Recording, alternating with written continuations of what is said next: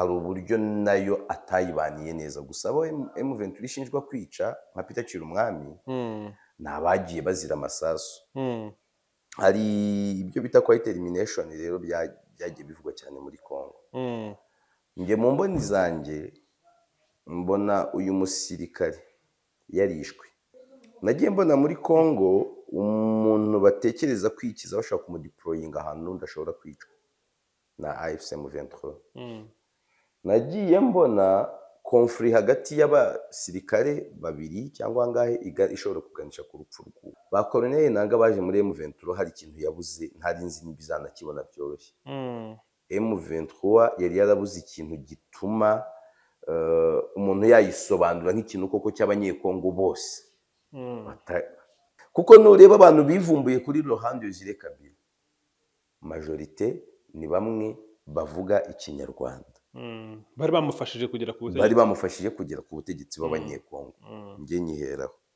Nujya kureba uburyo yagiye yevuriwa kakantu yari ifite ku bwa Laurent Désiré Kabila yaragatakaje. Ako kantu kagaruwe na ba Colonel Nanga.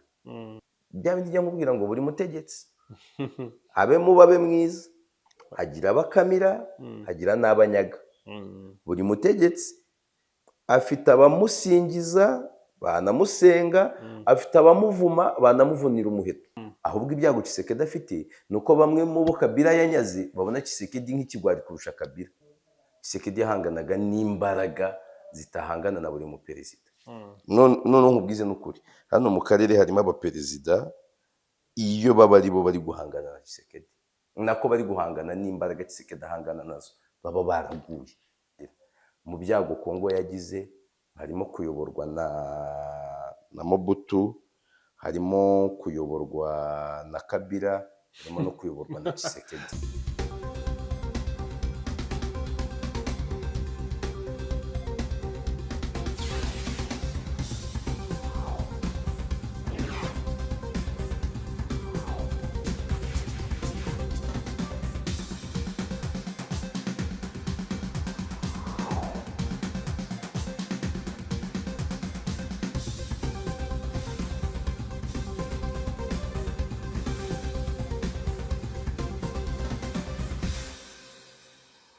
Yego, amahoro y'Imana abane namwe mwe mukunda One Nation Radio, mbibutse ko ari radio ya diaspora y'u Rwanda, ijwi rya diaspora y'u Rwanda.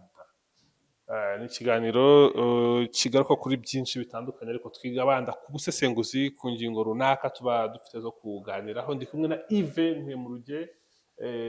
Niba atari ubwa mbere ugeze kuri One Nation Radio umaze kumenyera ko tubana mu busesenguzi. Yves, nizere ko umeze neza, nizere ko uyu munsi wiriwe mu nzira z'Imana ishaka, zitari zo ushaka gusa wowe gusa.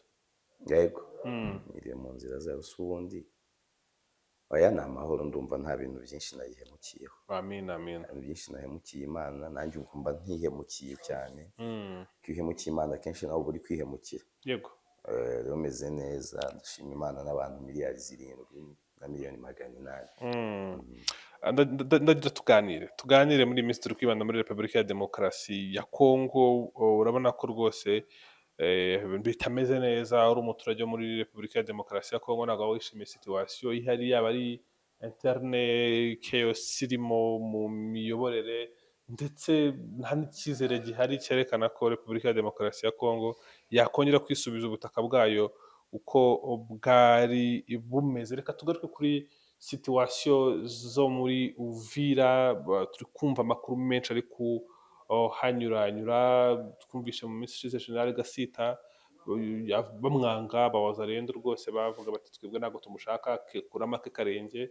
N'uwari uhari wo kuba ari we uyoboye nawe rwose ntibyagendera neza, aza kuhasiga ubuzima. Nagira ngo mbere yo kujya mu bya M23 n'uburyo bari kwiyubaka, turebe naho ibi bintu bigana. Iby'uyu musirikare byo wowe wabisesenguye ute? Hari abavuga bati, ubwo ndi kuvuga General Mwaku, hari abavuga bati ni uburwayi, hari abavuga bati yarishwe, hari abavuga bati yararozwe.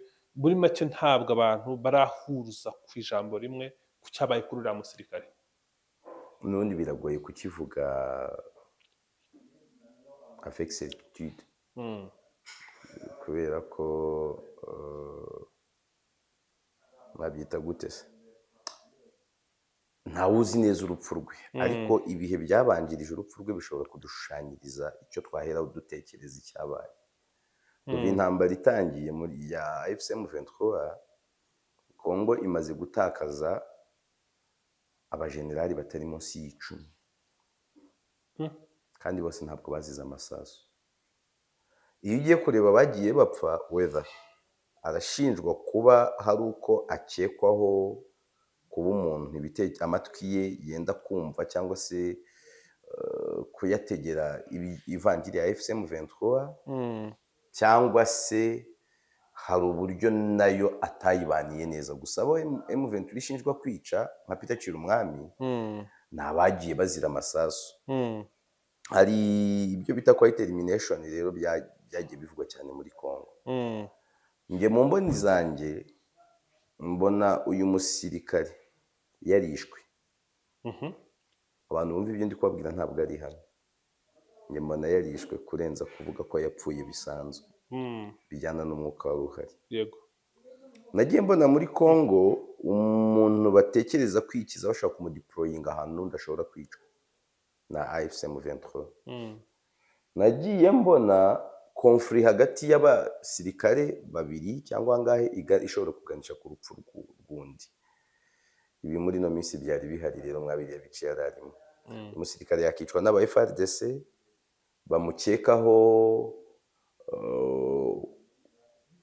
bamukekaho kutajyana nabo mu murongo neza. Yakicwa n'aba Wazalendo ababwira ati mwanteje, bamubwira bati dore waduteje Gasita, wakabaye waratwumvise no kutamushaka kwacu, ariko na Gasita wahunze nk'umuntu w'inzobere mu butasi yasiga murimbuye, yasiga muteguriye avuga ati dore nawe ntabwo wambaye ntiwaryamyeho. Na FCM 23 yamwica nk'umuntu uvuga uti noneho ahantu tuhambika ubusa wari ukuriye zone ya defense ya 33, ukuriye ubutasi bwe ari nawe ngiye burya mba nita umuntu ukaze mu bihe by'intambara, yarahunze yaragiye.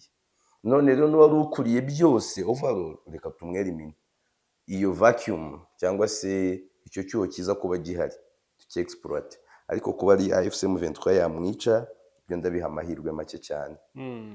Ugiye kumbwira abantu rondoye ninde na amahirwe menshi mu nyungu yo kuba nayaha Gasita kuba ari we wasize ateguye gahunda yo kumwera imini. Ariko n'ubundi yabameze nkaho hari uwakoreye akazi, byaba bihura n'ubundi na za mpungenge Wazalendo yari ifite. Iyo bikishije ukwanga uba ukoze mu nyungu z'umwanga, ariko mbere na mbere ntabwo watekerezaga gutanga support ku mwanga. Rero gutekereza ko General Mwaka ari washumurije Wazalendo Gasita. Hari umugabo witwa Desmond Tutu muri Afurika y'Epfo yigeze kuvuga ngo iyo ucecetse mu bihe byanjye by'akarengane biba bisobanuye kuri ku ruhande rw'undenganya. Ashobora kuba atari wamushumurije Wazalendo, ariko ko yitwaye mu bihe Wazalendo yamuvudukanaga, bigatuma ndavuga ngo iyo ugira reaction sibyo, iyo wajira ntabwo byari kugenda uko byagenze. Ubwizo mpamvu reka nkwereke ko umutasi atari umuntu ukinishwa. Niyo mpamvu ngiye ku mwanya wa mbere ndatekereza Gasita, ku mwanya wa kabiri natekereza aba FARDC, ku wa gatatu nkatekereza aba Wazalendo, wanyuma niho nshyira M23. Hanyuma z'aba Wazalendo ariko mba nshyizemo izo mpande zose nyine ziri muri bimwe M23 ikunda kwita ngo coalition. Twirengagije uwabigizemo uruhare n'uwabikoze, tuvuge ko M23 afite amahirwe menshi make yo kuba ariyo yagize uruhare mu rupfu rw'uriya mugabo. Urupfu rwe rwungura iki M23? Rurayungura ko rurasiga vide. Wa mwanya uri vacant w'ubutegetsi bw'igisirikare ku gasongero k'igisirikare, wa mwanya uri vacant mu butasi bw'igisirikare, birema icyuho kandi kinini. Cya cyuho birema rero kita kizana narishi mu mitegekere. M23 n'ibintu ya profita igihe yabigiye gufata Uvira. Amakuru mfite nuko mu minsi yashize byari byarangiye mu 23 banamaze guhabwa oda ngo nimwiyangaje buvira ifatwe. Avuga ikibazo cy'uko abahuza za Doha hariya na Amerika bahise bagira ibyo M23 yumvikanaho na Kinshasa birimo buriya twebwe ari ibyo tumenya by'abarumvikanye mbere birimo uko kumvikana ku gufungura imfungwa nibyo nabyo ubona ko ni time bomb ikintu cyo gufungura imfungwa kiri mu bintu bizagorana ndetse ubundi ibintu byo gufungura imfungwa no gucyura impunzi biracyari amasubye akomeye cyane muri ibibazo byo muri Kongo. Tugiye mu 23 avuga iti reka dupozingeho gato tube turetse, ariko still imvugo zakoreshejwe mbere y'icyo gihe muri ya pass out yarimo General Sultan Makenga yabanjirije iyi yejo wabonaga ko yari umwihariko wabo muri FARDC abahoze muri FARDC ariko baje kujoin 7,400 plus something. Wabonaga ko imvugo zabo zirimo gukomeza kujya ahandi. Ibyo byari no mu mvugo z'abandi bakadire ba AFC M23 bose byari bimeze gutyo, barapozinga ariko imvugo ntizihinduka. None bigezaho uretse na Sultan Makenga ubundi utavuga kenshi, ariko muri no minsi bijyanye no kujya kure no gufata ibindi bice niwe uri kubivuga. Twibutse abantu Makenga niwe mugaba w'ingabo kandi mu bihe by'urugamba burya rwo kubohora ahantu ko ubona ko nabo ni nko bari gukora liberation struggle, barayita revolution bakavuga les zones libérées pas occupées.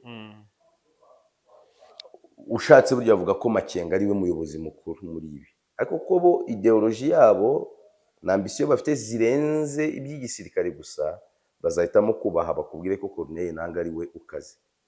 Ariko nge kuri nge ko Makenga ari we uyoboye iby'igisirikare kandi urugamba bariho ikiremereye ari igisirikare kurenza ibyo bya diplomasi n'ibindi. Ingufu z'igisirikare nizo zibaha iza diplomasi. Ukongera ko Makenga burya AFC turavuka kiriye mu 23 gusa, yari umuyobozi w'iby'igisirikare ari n'umuyobozi wungirije mu bya politike. Sobaneye ngo na politike ya AFC M23 ayirimo cyane. Uyu munsi ni uri kwivugira no kuvuga ngo aba ba Corneille Nangaa bajoninze M23 bubakiye kuri M23 kuruta uko M23 ibubakiyeho. Barayibyibuhije ntabwo ndibuze gukerensa umumaro wabo. Ba Corneille Nangaa baje muri M23 hari ikintu yabuze ntari nzi n'ibizanakibona byoroshye. M23 yari yarabuze ikintu gituma umuntu yayisobanura nk'ikintu koko cy'abanyekongo bose.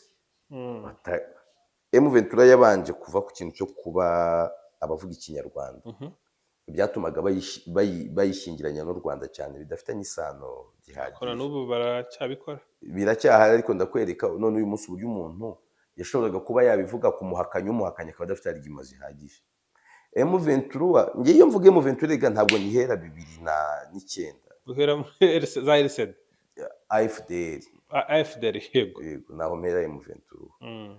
Noneho iyo AFDL isenyutse nibwo hatangiye kuza icyo nita umuzi wa M23 gifatika, ariko ya M23 isa nk'abavuga ikinyarwanda mu bihe bya RCD. Kuko nureba abantu bivumbuye kuri Laurent Désiré Kabila, majorite ni bamwe bavuga ikinyarwanda. Bari bamufashije kugera ku butegetsi b'abanyekongo.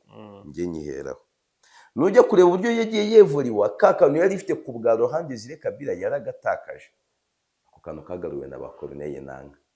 Noneho hari ndumva aho unyumvise neza. Yego nakumvise neza. Kagaruwe na ba Corneille Nangaa bayisubije mbere gato ya ba Corneille Nangaa ba Bisimwa. Ariko ba Bisimwa il n'était pas les grands figures, ntabwo bari babantu bazwi cyane ku ruhando rwa Kongo baremereye watuma umuntu wabo wa Tshisekedi avuga ati n'ubundi uyu n'uyu wacu ariko ntabwo tumwemera, twiyemerera uriye. Hari abandi bari bahari ukabona wapi hakiza ba Corneille Nangaa. Corneille Nangaa yazanye n'abantu benshi bo muri PPRD kandi barimo n'amazina azwi. Ufata uyu Birato muri Kivu y'Epfo. Birato utamubara ngo nuko wari muri Kivu y'Epfo, Birato ni grand figure muri Kivu y'Epfo cyane, ni umuntu uzwi kandi no kugera za Kinshasa kuko il était ami intime wa Joseph Kabila. Na Tshisekedi baraziranye, ariko il était un ami intime wa Joseph Kabila cyane. Noneho uve kuri Birato harimo n'abandi birengaho na Kabila araza mwenyewe.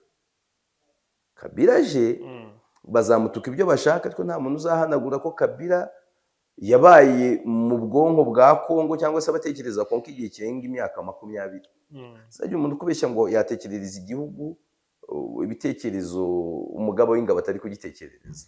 Abantu babatekerereza igihugu cyane ko badafite aho kuvuga umwanya munini. Umugabo w'ingabo barimo. Kabila yagitekerereje nk'umwana wa perezida.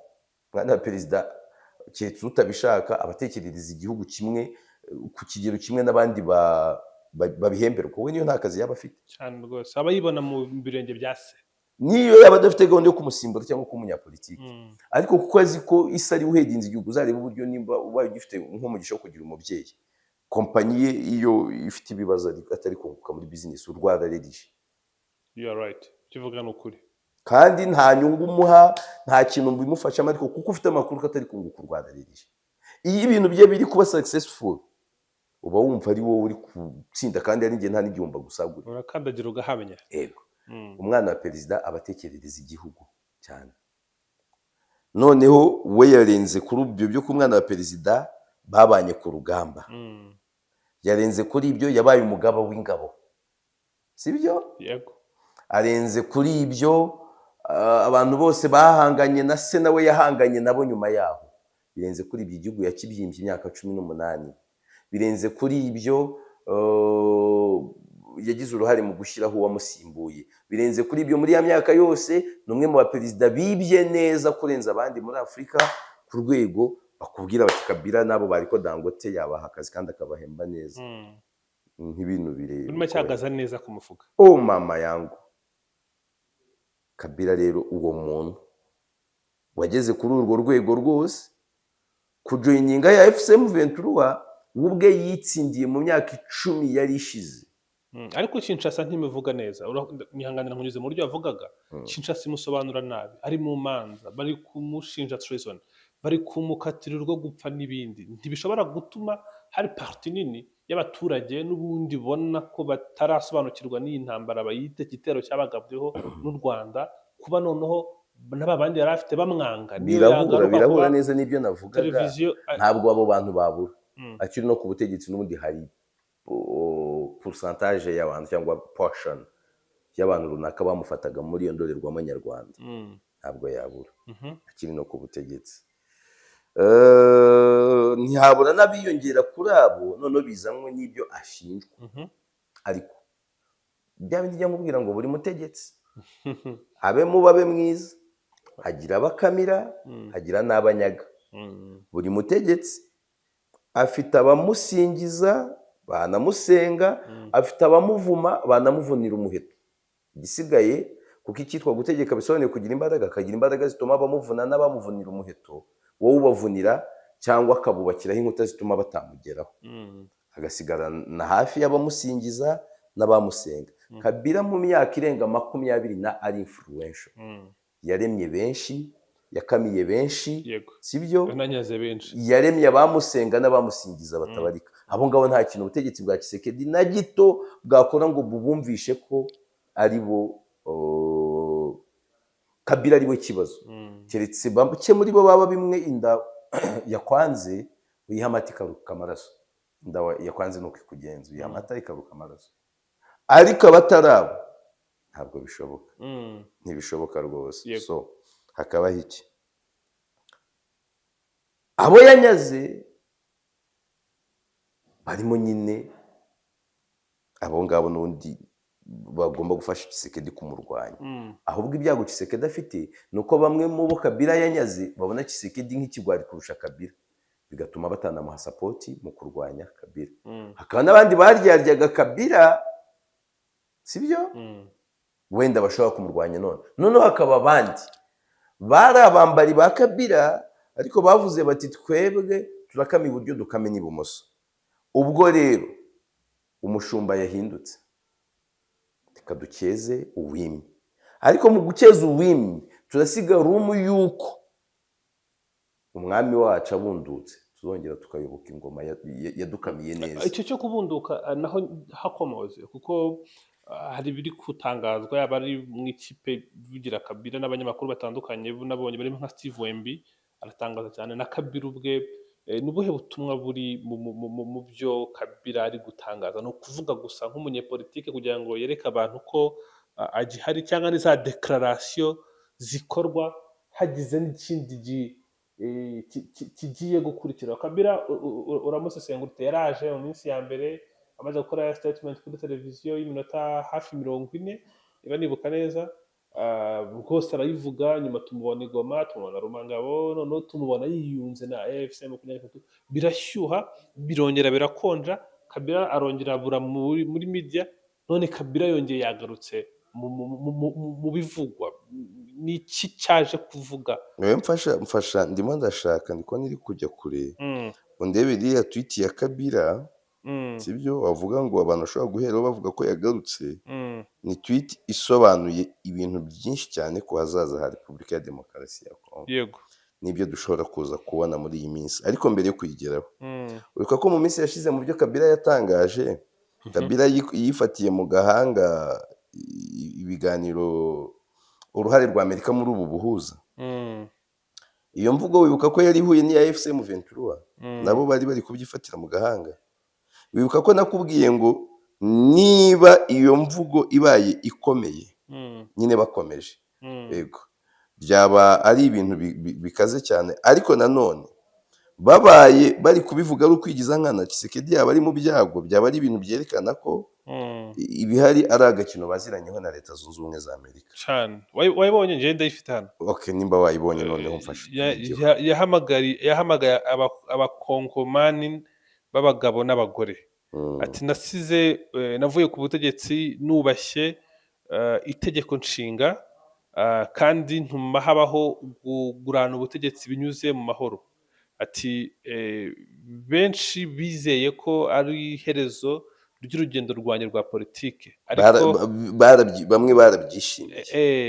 Ariko icyo nababwira, urumva hano mu gifaransa bati ati beaucoup ont cru que c'était la fin de mon parcours politique, mais je vous dis aujourd'hui ce n'était qu'une pause.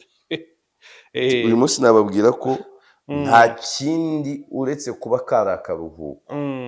Bari kubaririmbira ngo je suis de retour. Ati j'ai vu comme vous l'état de notre pays depuis mon départ. Ati kimwe namwe nari ndi kureba, cyangwa se kimwe namwe nanjye narebye uko igihugu cyanjye kimerewe nyuma y'uko ngiye. Les promesses non tenues, amasezerano atarigeze ashyirwa mu bikorwa, les divisions, amacakubiri, les souffrances qui s'aggravent, imibabaro n'imihangayiko irushaho gukomera. Ati ce qui m'ont remplacé n'ont pas apporté la paix ni la prospérité. Ati abansimbuye ku butegetsi ntibabashije kuzana amahoro, yewe ntibanigeze bageza igihugu ku bukungu, nta bukungu bigeze bakizanye. Ati cyangwa se uburumbuke. Hano yakoresheje baba muri we, ati je ne peux plus rester spectateur. Ati sinshobora kuba indorerezi. Ati c'est pourquoi j'annonce solennellement, ntangaje bidasubirwaho ko je suis prêt à reprendre les responsabilités suprêmes de la nation. niteguye gufata inshingano zisumba izindi mu gihugu. Mu yandi magambo, niteguye kugaruka ku butegetsi. Ati pas pour moi, ntabyikoreye njye ubwanjye, mais pour restaurer l'autorité de l'État. ahubwo kugira ngo subizeho ubutegetsi bw'igihugu. Pour protéger chaque Congolais. Ngamije kurinda buri muturage w'umunyekongo. Et pour que nos richesses profitent en fait à nos enfants. Kandi ku buryo ubutunzi bwacu buzungura abadukomoka. Ati certains diront que je cherche à reprendre ce que j'ai déjà eu. ati bamwe bazavuga ko nta kindi ngamije uretse kwisubiza ibyo namanye. Mais je leur réponds, euh, je reviens parce que le Congo est en danger et parce que j'ai l'expérience à la force nécessaire pour le sauver. Ati kandi rero mbaye nk'ubasubiza Mm, ngarutse kubera ko igihugu cyanjye kirageramiwe mm, kandi nkaba mfite uburambe mhm, nzi n'ahava imbaraga zo kugira ngo mbarengere. asoza avuga ati je vous appelle à vous préparer.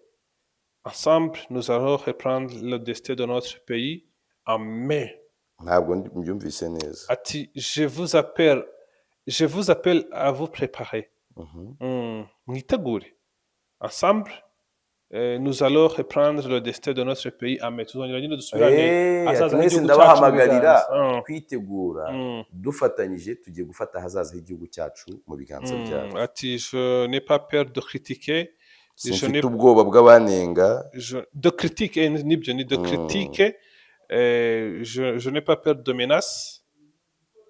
Ce qui m'importe, c'est que le Congo vive debout. Ntabwo bamfite bw'abanenga Yego. na za menace N'ibikangisho. ati kinteye Kindaje ishinga nuko Congo ihagarara kandi igaragara ati je reviens et je reviendrai jusqu'à ce que le peuple retrouve la dignité qui lui est due.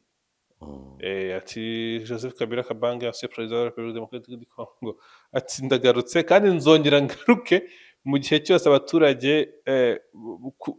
kugeza igihe abaturage bazabona agaciro n'icyubahiro bakwiye. Iri ni ijambo riremereye tuvugishije ukuri tutagiye no guca ku ruhande.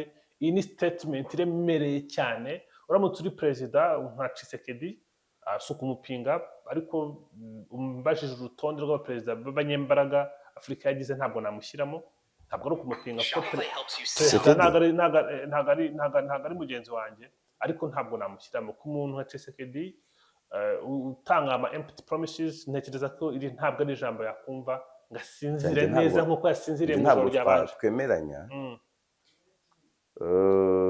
Tshisekedi umbwiye ngo reba urutonde rw'abaperezida muri Afurika, babashije kureba kure cyane bakamenya ibyo bagiye guhangana nabyo, abo bagiye guhangana nabo n'iki.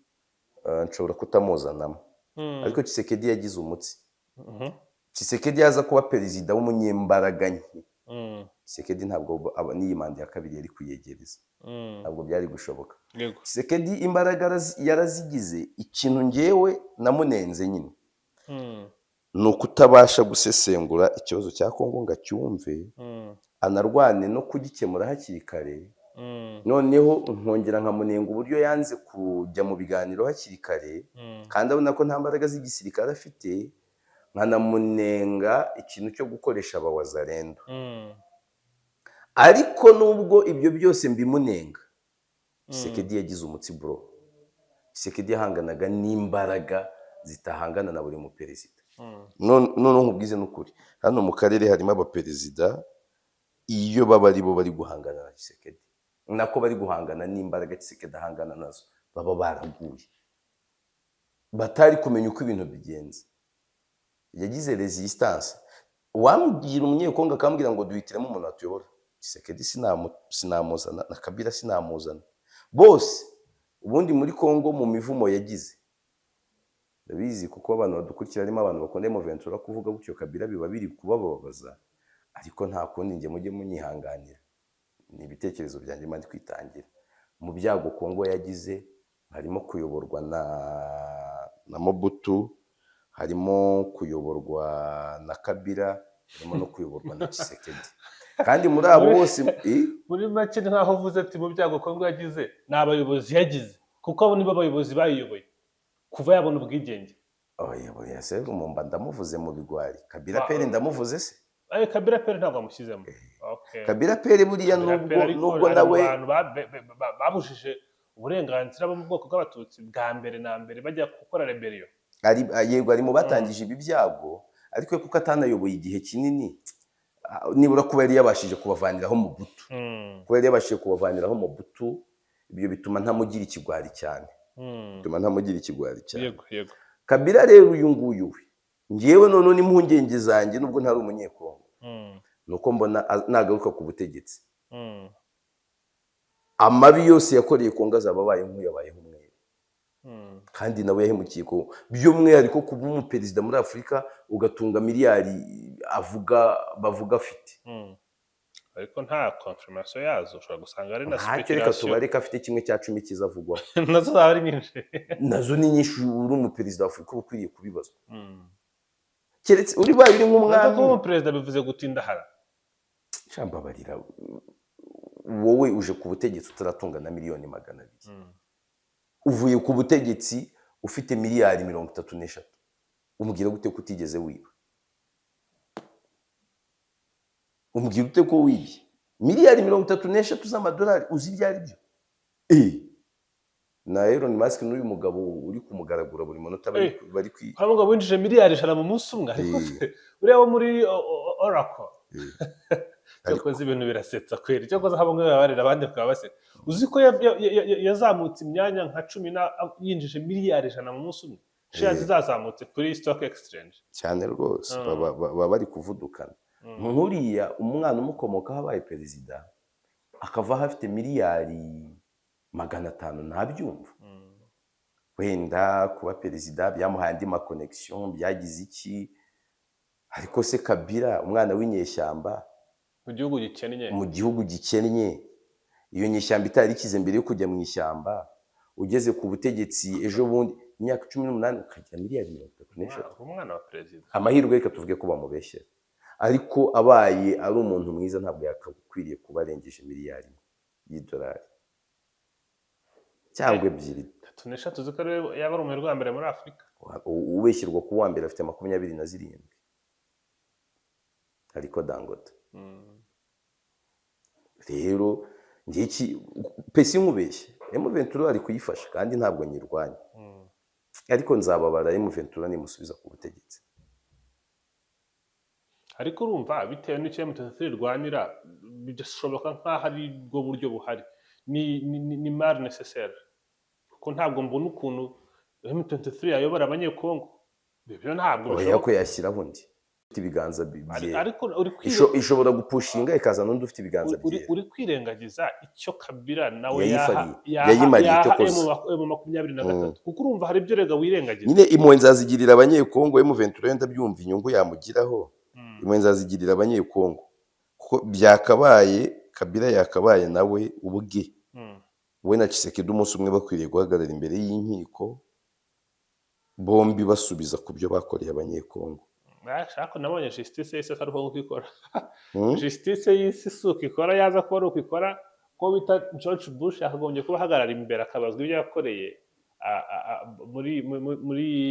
muri terawo ya ntambara bisi yo kurwanya iterabwoba gusa ibyo Netanyahu ari gukora azabibazwa nabonye cyo koza komisiyo ya Loni yemeje ko ibiri kuba muri Gaza ari genocide aho ngaho impamvu mbivuze ntabwo ushaka ko tuhajya nuko atari that is not the way of the world it is unjust nta nari muzigera iba just wenda turi kugenda tugana ku musozo birumvikana n'ingingo nkuru n'ingingo ngari kwiganira bisaba igihe kirekire ariko nanone habarimo ama-angle menshi muri ibi bintu muri Uvira nibwo haje ibibazo bya Wazalendo wari wambutse ujya kwa Kabila ntarasoza ku bya Uvira neza umuryango uvuga ko uharanira uburenganzira bwa muntu nawo wasohoye raporo uvuga ko rwose muri imyigaragambyo cyangwa muri ibi bintu by'umutekano muke bimaze igihe muri Uvira habayemo ibyo kwibasira mu bwoko bw'abatutsi cyane cyane abanyamurenge ibi byaba bihura na fact bitangazwa na M23 kubona no tubonye n'abantu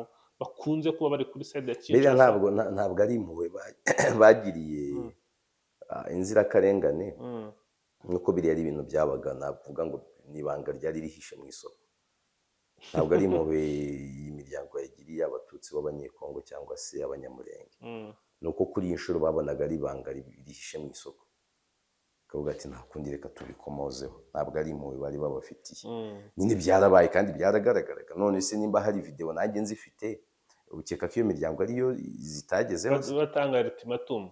abo wazarendo bari kwivugira bati twebwe tanze icyumweru kimwe nta mututsi dushaka, bari gufunga amashuri, bari kuvuga icyo bari guhora Gasita. Nese Gasita nimba ari generali, nimba ntibeshye ni brigadier generali, ukeka ko umuturage usanzwe usa na Gasita afite amahoro aho ngaho ahantu brigadier generali yaburiye amahoro akajya kwihisha? Umuturage usanzwe bimeze gute usa nawe? Biriya byo ntabwo ari impuhwe babafitiye, ahubwo ndi kubona uri kunyirukana. Ntabwo kuba batangiye kubivuga none M23 yaba itabikoresheje byambabaza, ikwiriye kubikoresha none bashyiraho igitutu buri kintu cyose, nayo ikiga kuzajya bifite video ku rwego bazajya batekereza babona ibintu bakavuga ati ibintu tugira icyo tubitangazaho karatubaho. Kandi suni niba nta gikozwe turabona intambara ikomeye. Ngewe doze tuvuga ku itangazo rya Kabila, ariko niba warakurikiye imvugo za Makenga, ariko bari muri graduation ya bariya cyangwa se ngite pass out ya bariya abasirikare barenga 7,700, naryo ryari ijambo risobanuye byinshi. Baravuga ati hari abashaka gusubira kwa Tshisekedi, bati oya, ati kandi gahunda turajya kumukuraho. Abasirikare 7,000 barenga bahoze muri FARDC, no kuvuga basanzwe ari abasirikare ariko bakoze ikosi ry'amezi 6 sti, ni nko kuvuga ngo ni nko bahereye azero. Mu bihe by'intambara utagira ngo uretse n'inyeshyamba n'igihugu utagira ngo cyagukoresha ikosi rirenze 6 mu bihe by'intambara ibibaho. Babandi twaganiriye ntubibuka Mucambuzi bagendaga bajya mu nkotanyi, barikuriwe mu masezerano ya Nsere, bakagenda baciye mu Burundi bakazamuka bakoraga amakosi za Nyakivara, niho baruhukiraga, ariko yabaga ari amezi 3. Mu bihe by'intambara no kuvuga ngo iri kosi ry'amezi 6 ryari kosi riri intensive, ariko mbona ryakoraga ku bwonko kurusha umubiri. Ryari kosi rikora ku bwonko kurusha umubiri, ryo kubabwira ngo nimanze mwibagirwemo ibya Kinshasa, dore ivangiri ya FCM 23 niyi.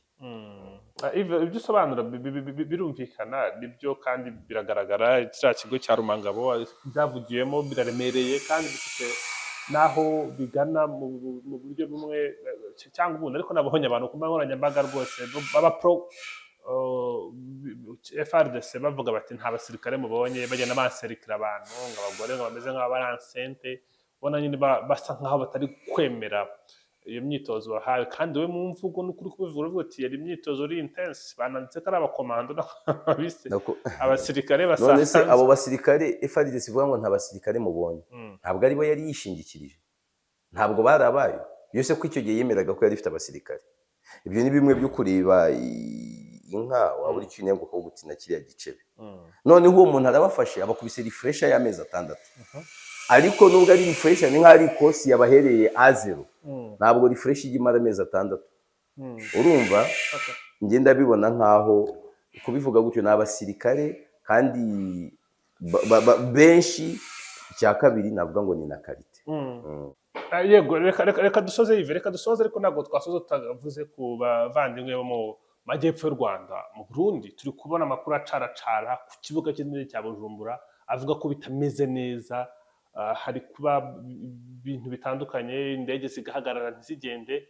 Ni biki biri kuba ku kibuga cy'indege? Kuko iki kibuga cy'indege cyashyizwe mu majwi mu minsi ishize, kivuga ko aricyo kigwaho indege zizanira ramfort Repubulika ya Demokarasi ya Kongo, bavuga ko impamvu M23 yihutiye gufata Goma na Bukavu kugira ngo bakuremo ikibuga cy'indege cya Goma n'icya Kavumu kugira ngo bakupe supply ituruka Kinshasa iza gufasha urugamba. Ariko baravuga bati n'ubundi ntacyo mwakoze, bari gukoresha ikibuga cy'indege cya Bujumbura. Bari kuvuga bati ibitero n'iby'ikoranabuhanga biri kugabwa n'abantu begeye imbere cyane muri tekinoloji bo muri M23. Ubisesengura ute ibiri kuba ku kibuga cy'indege cya Bujumbura wowe? Ibiri kuba nkaho bitanuye no kubivuze nyine, kiza kungora no kwemeza 100% ngo ni FCM 23. Ariko igihari kimwe mu bintu twamenye muri aka karere, iyo ikibuga cy'indege giteye menace abantu runaka bagerageza kugifata, sibyo, bagerageza kukidobya. Muri intambara muri Kongo twabonyemo ikoranabuhanga rikomeye mu bijyanye n'ikirere, ikoranabuhanga ubundi rizwi ku bihugu nk'Uburusiya na Israel, ibintu byitwa jamming system twarabibonye muri Congo. Congo yabitatse kenshi, nubwo akenshi Congo ibintu byose itatse ihita ishinja u Rwanda. Muri Congo twabonye ko iyo M23 yugarijwe n'ibitero by'indege za gisirikare biri kuva ku bibuga by'indege runaka, irwanira no gufata ibyo bibuga by'indege. Noneho ibirenze ibyo, ikibuga cy'indege ntabwo gikora nka no kugabira ibitero gusa, kiranakora muri supply. Umuntu ushobora kuzi ko umuhejeje umwuka, intwaro zimushiranye, agakominika kuri telefoni, indege ikagwa hariya bakamuzanira izindi cyangwa abandi bakomanda. Ubu rero ukwiriye kubibaza ngo ikibuga cya Bujumbura ntinde kimenasa none, kiramenasa M23. Hari undi utekereza ko cyamumenasa? Niba ibyo bihari ari uwo cyamenasa, yaba ari uko simbona abarundi baza kwiyangiriza ikibuga cy'indege. Kandi hamaze kwangirika amakuru ava hariya systeme zigera kuri enye. Ibi bintu ntibishobora gutuma noneho Burundi bifata nk'aho bugabweho igitero ku butaka buri souverain. Ibi bintu bimeze gutya akenshi kubijustifia biragora. Niyo mpamvu ibintu by'ikoranabuhanga kujustifia ko warashwe biragorana kujustifia ko warashwe, biravuna. Ndavuga by'ikoranabuhanga, kandi buryo uba warashwe ikibuga cy'indege, indege batangiye kuziparika ntizigende, uba warashwe. Ni nayo mpamvu ejo ndabonye nka Israel yo muri EU avuga ati abarusi indege yanjye bari bayimanuye bayizonze, ariko nta kintu byateje. Iby'ikoranabuhanga barabikora, n'ibihugu biteye imbere birabikorwa, abantu bakabura icyo babikora. Yego. Yves, reka ngushimire cyane. Wakoze cyane.